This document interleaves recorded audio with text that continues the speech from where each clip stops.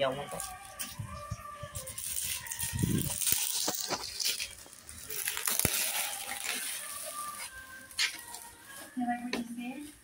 Sit up mo. Parang cars yan eh. Tapos yun yung ano.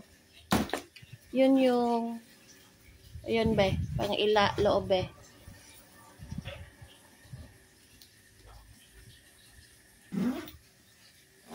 Doon pa dapat sa ilalim pala ka magsipir.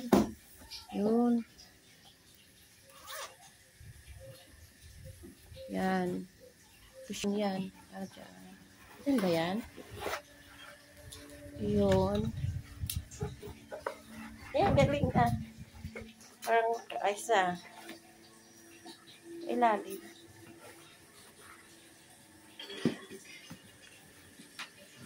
Yan. O, ito. Laruan mo. Dito yan. Lagay, oh. Oh, lagyan mo na yan. Kalat kasi. Oh.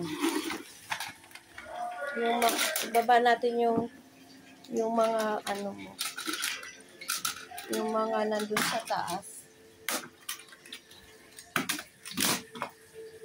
O, diba? Yan, bigo. Diyan.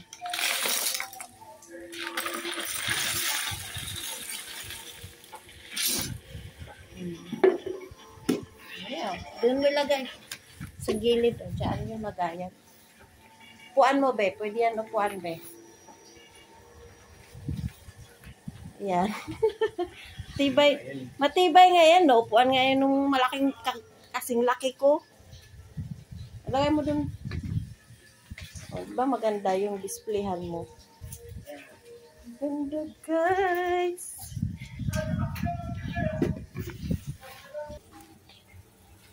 Ayan, maganda siya, guys. Pwede dito upuan dito.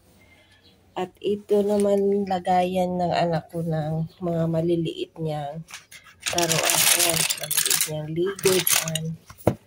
Tapos, dito naman yung mga malalaki. Ayan. So, hindi nakalat, guys. Ayan siya. Ayan pa yung iba.